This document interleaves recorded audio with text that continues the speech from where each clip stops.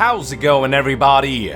It's Yong here, and welcome to day 57 of the Final Fantasy XV Countdown Retrospective. Before you proceed, I highly recommend you check out day 58, in which I reminisce the time when Final Fantasy Versus XIII's first teaser trailer was made available to the general public for the first time. In this video, I want to discuss some details on the game's plot that ex-game director Tetsuya Nomura provided following the public release of the teaser trailer on December 8th, 2006. 3 months after that fateful day, on March 2nd, 2007, website IGN released an article detailing an interview that Tetsuya Nomura did sometime in February with Japanese games magazine Gemanga, through which he revealed some new details about Final Fantasy XIII, Agito XIII, and Versus XIII. According to IGN, details on Versus XIII were expectedly vague. The article began by explaining what Nomura revealed about the game's lore and setting, stating the following: although part of the Final Fantasy XIII mythology, Versus XIII takes place in modern times, thus explaining the vehicles and modern-style cityscapes that were seen in previous trailers. In the most recent trailer, a modified version of the E3 trailer that was aired at last year's Jump Festa in Japan, we see the main character seated in the backseat of a car which speeds down a highway and eventually emerges from a tunnel. The highway is based on Tokyo's own Shutogo expressway system, and the tunnel is based on a specific tunnel near the city's Ginza area. Nomura's development staff drove down this section of the road over and over again as part of their research. The only thing missing are the real street signs, although Nomura joked that having a big Ginza sign would be a bit out of place for the Versus world. As a side note, the trailer that IGN is referring to in the article had yet to be shown to the general public at the time. By the time this article released, we had only seen the teaser trailer that was released to the public for the first time 3 months back on December 8th, 2006, which doesn't feature any of the scenes IGN is describing here. So all of this was definitely exciting new information back then. Moving along, IGN's article continued with the following excerpt. The cityscape as a whole takes influence from Tokyo. It's specifically meant to be in the image of the city's bustling Shinjuku area, which is also home to Square Enix's corporate headquarters. Nomura said that he passes through this area every day and always thinks it's cool, so he took the chance to make use of it as material for this project. Speaking of the cityscape, by this point, website Famitsu had already given us a glimpse of what Versus XIII's cityscape looks like through a batch of low-resolution screenshots released a year ago on June 16th, 2006. But through Gemanga's interview, we learned for the first time that the city was based on Tokyo. Next, IGN talked a bit about some statements that Nomura made regarding the game's background story.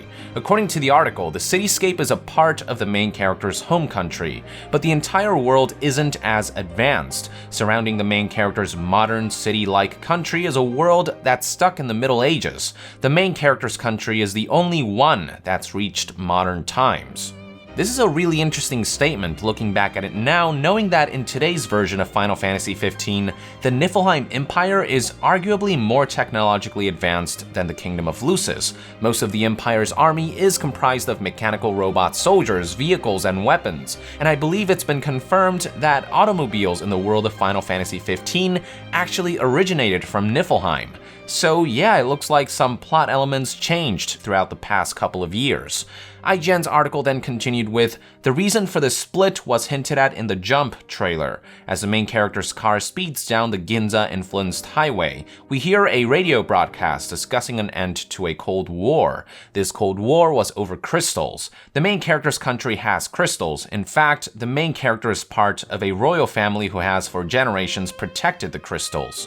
The outside world once had crystals but lost them due to continued war. They focused their resources on weapons rather than the development of their culture, which has left them in their current backward state. Now, there's actually a lot here that holds up today. The Kingdom of Lucis does in fact guard the last remaining crystal, whereas the other nations have lost them as a result of warfare, and the main character, Noctis, is still a part of the royal family who has protected the crystals for generations.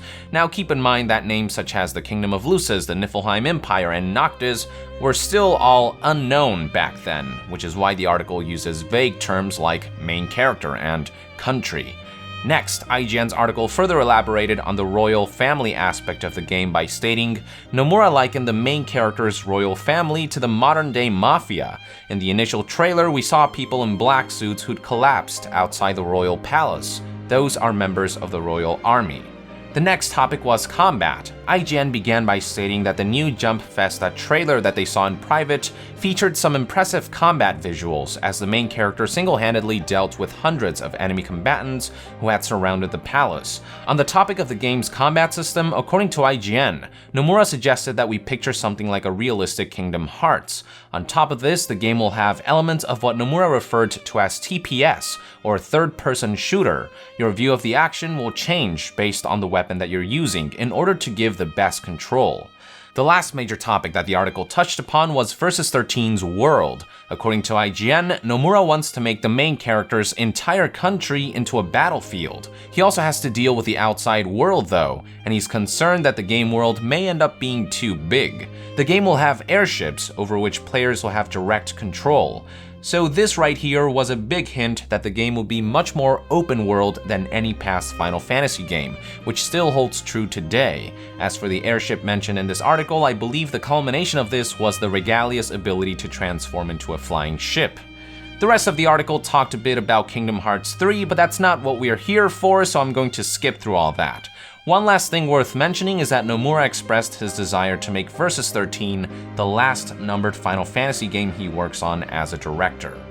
And that concludes all of the information that Tetsuya Nomura revealed during his interview with Japanese magazine Gemanga, which was relayed by IGN. It's certainly very interesting to look back at this and see what has changed and what has remained over the last couple of years. I hope you enjoyed today's Final Fantasy XV Countdown Retrospective and look forward to tomorrow's episode. In the meantime, let us know in the comments below any thoughts or memories you'd like to share about your anticipation for Final Fantasy Versus 13.